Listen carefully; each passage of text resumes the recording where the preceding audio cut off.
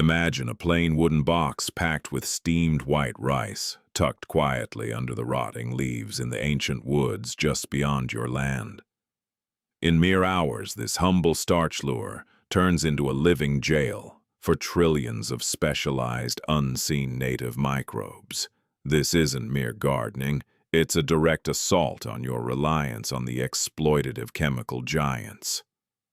Today's agribusiness has peddled a false promise of soil richness, fostering addiction to chemicals that wreck the planet's innate energy flows. The UN Food and Agriculture Organization's 2022 Global Report on Soil Decline exposed the grim fact: 33% of the world's soils are moderately to severely damaged by synthetic fertilizer overload. We're pushed to keep purchasing lifeless nitrogen sacks and fake phosphorus. But the real fix slumbers in the wild fungal webs of pristine forest dirt. Snaring these time-tested woodland microbes taps into nature's own chemistry, dissolving bound minerals and gutting the multi-billion-dollar fake fertilizer market in a flash. True, self-reliant farming power isn't cooked up in labs. It's locked in that rice box, ready for you to unleash its microbial might on your barren ground. Back in the 1960s, amid the chemical baron's hard sell of the Green Revolution's poisonous myth, a lone South Korean innovator, Cho Han, sparked a subtle overhaul. As factories reeled in farmers with synthetic urea and designer superphosphates, he saw the trap. A deliberate sabotage of soil's natural dynamics. He crafted a system that sidestepped the global chem cartels, drawing on the raw smarts of nearby forest life. For years, the corporate farm machine suppressed his work, labeling it backward folk tricks. After all, independent growers kill their bottom lines. But biology's unbreakable rules can't stay muzzled. And Cho's overlooked insights got their revenge through solid proof. In 2013, Dr. Kuni Wong and her University of Hawaii team delivered ironclad lab confirmations of these microbe trapping techniques, debunking the industry-backed doubts. Her field tests yielded concrete numbers. Soils dosed with these native bugs saw destructive root knot nematodes drop by 30 to 50%. Plus, the 2013 results showed a clear 30% jump in sellable crop outputs versus chemical-drenched barren benchmarks. This wasn't some fluke. It was a bombshell peer-reviewed reveal, crunching the math to show chem giants peddle a pathetic lab-made knockoff of nature's fierce biodynamics.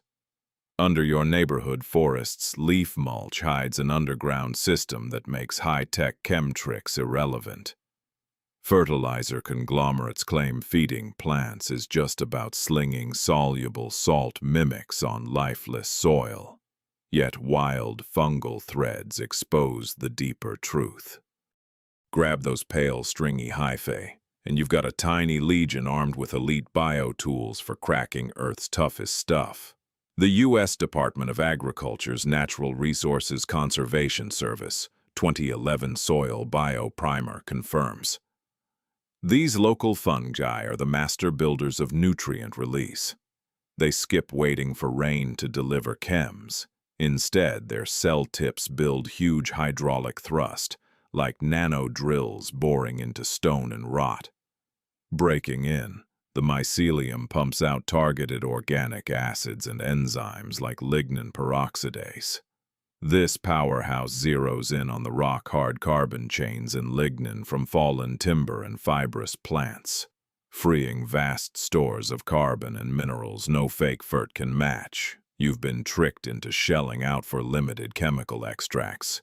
Even as this self-renewing fungal network tirelessly extracts phosphorus, calcium, and zinc right from the planet's bedrock, channeling them straight to plant roots with flawless energy efficiency. The big agribusiness machine overlooks this hidden mechanism because they can't slap a patent on the raw power of nature's biology. Yet the vast underground mycelium network represents just part of this overlooked natural formula. The real powerhouse for fast nutrient turnover hides in the unseen bacterial army that the chemical-pushing giants hope you'll disregard. When gathering this wild microbial bounty from the forest floor, stabilize it, not with the poisonous preservatives peddled by corporate ag titans, but via the precise physical dynamics of osmotic pressure. Blend the harvested microbes evenly with an equal amount of raw brown sugar, and you're doing far more than feeding them. You're harnessing fundamental physics. The sky-high sucrose levels generate an intensely hypotonic setting that aggressively pulls moisture from bacterial cells through their semi-permeable walls. As outlined in the 2008 Journal of Applied Microbiology Studies on Cellular Osmoregulation, this abrupt drying plunges the bacteria into dormancy, a metabolic stasis that locks in their vitality forever without weakening their enzymatic strength. Next, the revival begins. Introduce this preserved culture to the right nutrient blend, and you spark a microbial explosion. The Cornell University Waste Management Institute's 1996 biochemical protocols confirm mathematically that a precise carbon-to-nitrogen ratio of 30:1 delivers the perfect energy boost for these microbes. At this exact balance, helpful aerobic bacteria explode in numbers exponentially, swelling their ranks by millions in mere hours. This rapid surge activates the biology of competitive exclusion, gobbling up every resource so voraciously that disease-spreading anaerobic pathogens starve out completely before they can take hold. You're not simply tossing bacteria into the soil. You're crafting a perfect self-sustaining micro-world that makes chemical bactericides and soil fumigants totally obsolete. To escape the grip of the chemical cartel, build the device to harvest your independent microbial army. You're on the verge of pulling billions of native microbes from the wild, demanding strict respect for aerobic respiration principles. Skip plastic containers entirely. The synthetic polymers beloved by the chemical lobby will choke the life you're after, spawning an anaerobic disaster.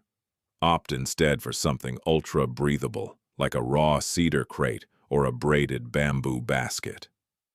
Pack it with firm steamed white rice, selected for its intricate carb makeup that offers a clean energy source with ideal moisture for prime mycelial growth.